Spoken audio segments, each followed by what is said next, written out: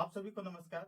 जब भी रात में हम आसमान की तरफ देखते हैं, आसमान में तारे टिमटिमाते दिखाई देते हैं, या जब भी बारिश होती है, बारिश के बाद आसमान में इंद्रधनुष बना हुआ दिखाई देता है। आइए इन घटनाओं के पीछे के विज्ञान से प्रकाश का अपवर्तन। यहाँ पर ए बी सी एक प्रिज्म है। प्रिज्म एक पिरामिड आकार का एक आकृति होता है जो प्लास्टिक या कांच का बना होता है, और जब भी प्रिज्म से प्रकाश की किरणें को गुजारी जाती है तो प्रकाश की किरणों का अपवर्तन होता है। देखते हैं यहाँ पे एक प्रकाश किरण पी है जो प्रिज्म के पृष्ठ एबी से टकरा रही है। यहाँ देख सकते हैं एक प्रकाश किरण पी है जो प्रिज्म के पृष्ठ एबी से टकरा रही है, और टकराने के बाद इस प्रकार की किरणों का अपवर्तन हो रहा है। यहाँ पे अपवर्तित किरण ई एफ है, यानी कि पी किरण जो है, आप देख सकते हैं पी किरण है और आपतित किरण है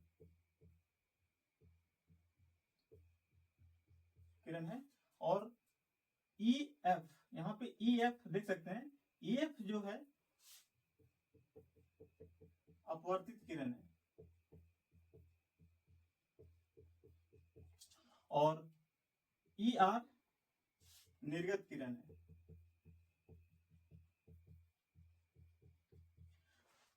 जब भी प्रकाश किसी प्रिज्म से टकराती है तो प्रिज्म से प्रकाश का अपवर्तन होता है, अर्थात प्रकाश की दिशा मुड़ जाती है। और यहाँ पे देख सकते हैं कौन आई, यहाँ पे कौन आई जो है ये आपतन कौन है।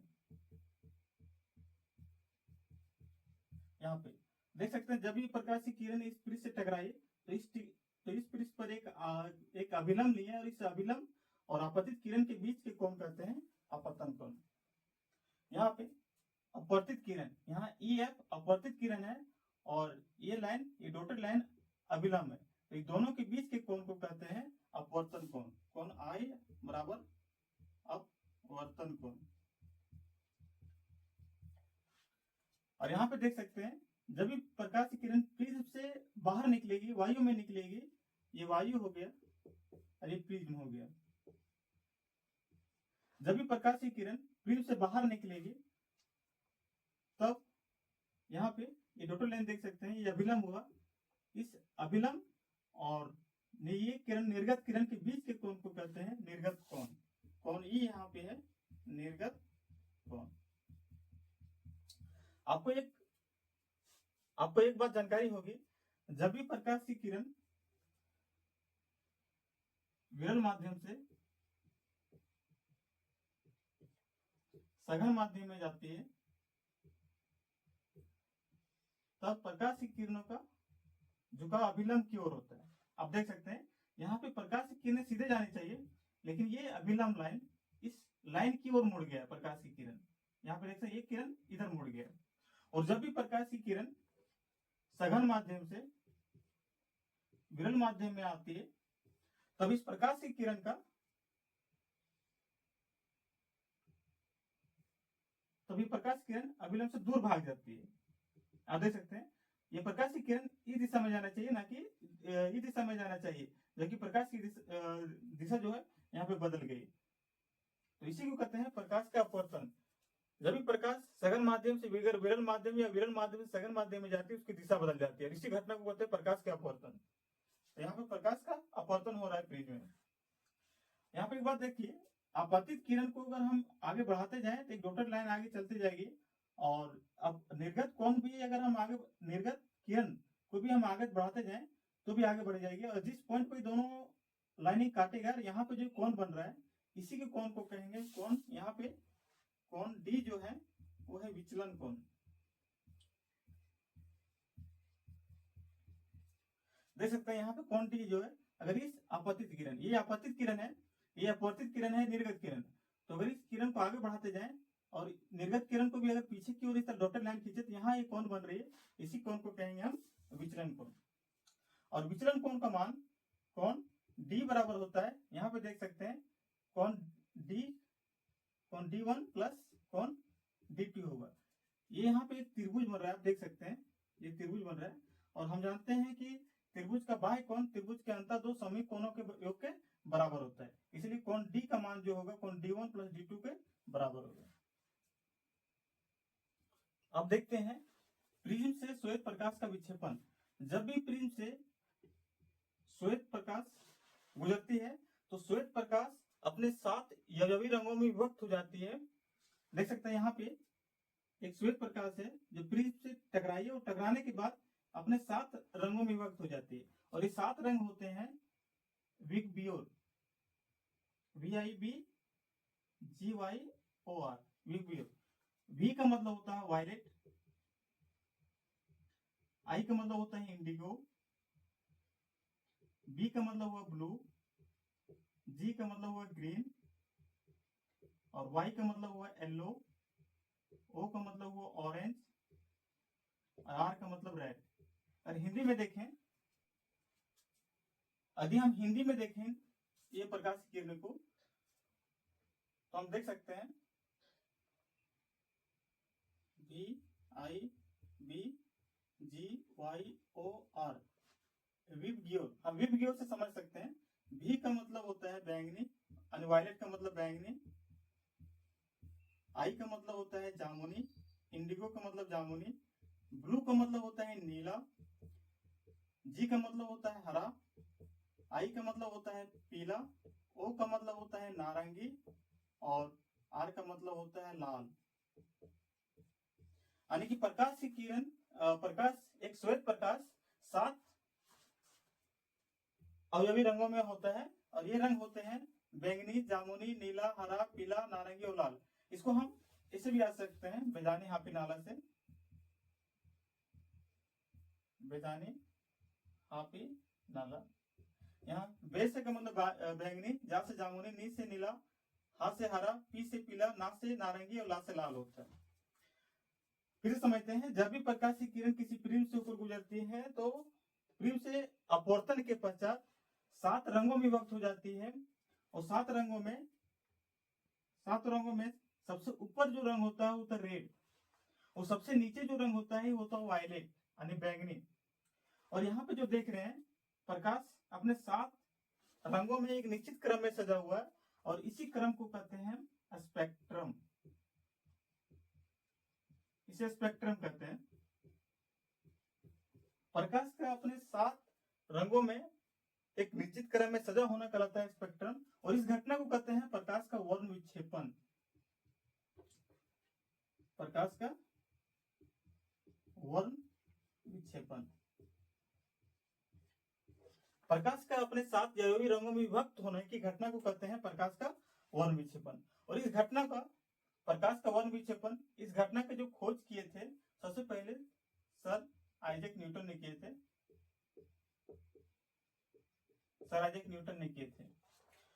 इन्होंने सबसे पहले बताई थी कि प्रकाश 7 रंगों से मिलकर बना होता है। प्रकाश अपने 7 रंगों में जो विभक्त होती है, सबसे ऊपर जो रंग होती है वो लाल होती है, सबसे नीचे जो रंग होता है वो वायलेट होती है यानी बैंगनी होती है। सबसे ऊपर में रेड कलर यानी लाल कलर होता है। इसके पीछे कारण होता है कि लाल रंग का तरंगदैर्घ्य सबसे अधिक होता है। लाल रंग का तरंगदैर्घ्य सबसे अधिक होता है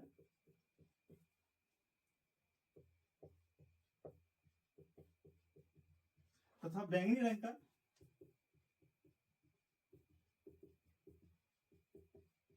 तरंगदैर्घ्य सबसे कम होता है। लाल रंग का तरंगदैर्घ्य सबसे अधिक होने के कारण लाल रंग के प्रकाश का विचलन यानी कि मुड़ाव कम होता है और बैंगनी रंग का तरंगदैर्घ्य कम होने के कारण इसका विचलन यानी कि मुड़ाव ज्यादा होता है, जिसके कारण ये प्रिज्म के नीचे की ओर होता है और लाल प्रकाश सबसे ऊपर की ओर होता है। अब जानेंगे वायुमंडलीय अपवर्तन।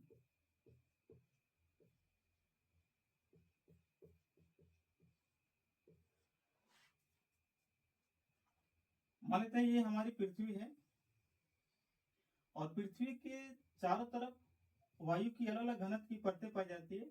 हम मान लेते हैं कि पहला घनत्व है, पहला घनत्व की परत है, ये दूसरा घनत्व की परत है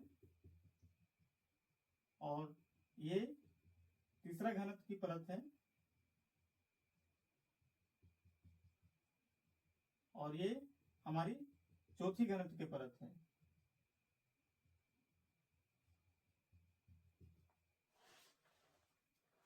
पृथ्वी के नजदीक जो वायु की परतें हैं वो अधिक घनित होती है पृथ्वी के दूर यानी ऊपर की परतों की तुलना में। तो जब भी प्रकाश की किरण पृथ्वी के वायुमंडल से होकर गुजरती है तो प्रकाश की किरणों का अपवर्तन होता है, यानी प्रकाश की किरणों का मुड़ाव होता है। और इसी मुड़ाव के कारण यहाँ देख सकते हैं प्रकाश की किरण आ रही है, जो पृथ्वी के लगातार घनत्व होने के कारण इसकी मुड़ाव होते जा रहा है। देख सकते हैं प्रकाश की किरणों को सीधे आना चाहिए, जबकि सीधे ना आकर ये प्रकाश की किरणें धीरे धीरे मुड़ते जा रही है।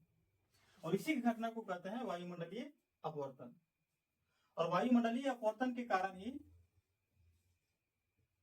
आप समझ सकते हैं, वायुमंडलीय अपवर्तन के कारण ही रात्रि के समय तारे टिमटिमाते नजर आते हैं।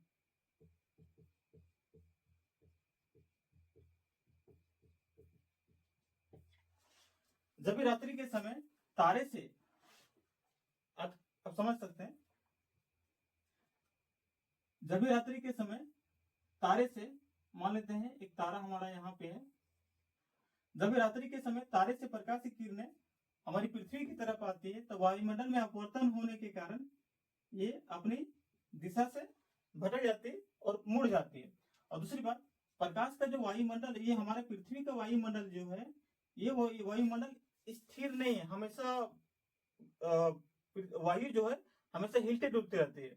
इसी कारण यहाँ पर कोई व्यक्ति रहेगा होगा तो ये व्यक्ति, ये तारे जो है टिमटिमाते नजर आएंगे। इसके पीछे के कारण यही होते हैं। अब आगे समझते हैं अग्रिम सूर्योदय तथा विलंबित सूर्यास्त। इस अग्रिम सूर्योदय कहने का मतलब क्या हुआ और विलंबित सूर्यास्त कहने का मतलब क्या हुआ कि जब भी सूर्योदय होता है तो सूर्योदय होने से पहले ही हम सूर्य को देख लेते हैं। जैसे समझ सकते हैं, यहाँ पर कोई एक व्यक्ति है, मान लेते हैं यहाँ पे कोई ए व्यक्ति है या बी व्यक्ति है।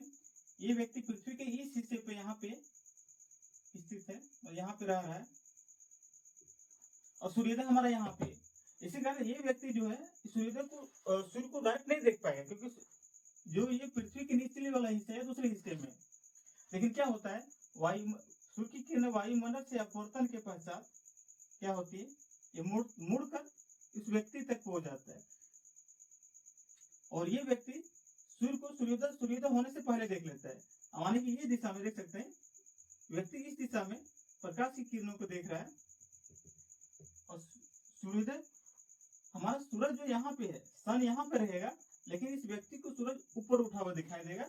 ये होता है अग्रिम सूर्योदय। और ये घटना जो होती है ये वायुमंडलीय अपवर्तन के कारण होता है। सूरज जो है तो सूर्यास्त हो चुकी होती है, लेकिन वहां पर देख सकते हैं, वहां पर भी इसी तरह समझ सकते हैं। ये मान लेते सूरज ये हमारा सूरज है और सूर्यास्त हो चुका है और इसी के प्रकाश की किरणें जो वायुमंडलीय अपवर्तन के पश्चात व्यक्ति के आंखों तक पहुंच रहा है और व्यक्ति के आंखों तक पहुंचने के कारण ये सूरज क्या है, ये प्रकाश की किरणें जो है लगातार वायुमंडल से लगातार मुड़ के व्यक्ति के आंखों तक पहुंच रही है। इसी कारण ये जिस दिशा में देखेगा, इसी कारण देख सकते हैं, इसके कारण सूरज जो ऊपर उठा हुआ दिखाई देता है। और इसी घटना के कारण सूर्योदय जो है, इसी घटना के कारण सूर्य जो है सूर्योदय होने से 2 मिनट पहले ही दिखाई दे जाता है और सूर्यास्त होने के 2 मिनट बाद तक भी दिखाई देता है।